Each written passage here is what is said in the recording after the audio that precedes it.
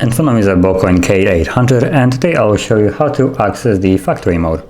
So to start off, we will need to shut off the device, so hold power key and select power off and confirm it. Wait for the device to shut off, and once it has, we will hold volume down and power key. So volume down and power key together. You can see factory mode, and then you have a plethora of options here. You can test the device automatically or manually, test some items, as you can see everything here.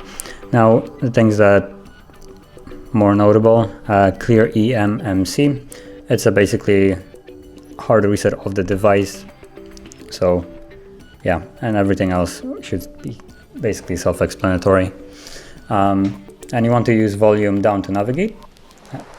Volume up doesn't really seem to work, so if you try to press volume up, nothing happens. So use only volume down, and power key is to confirm. So I will reboot the device now by pressing the power. So that is basically how you would access the factory mode. Now let's wait for the device to shut off, or actually turn back on.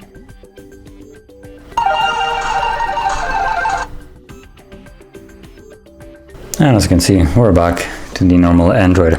So if you found this video helpful, don't forget to hit like, subscribe, and thanks for watching.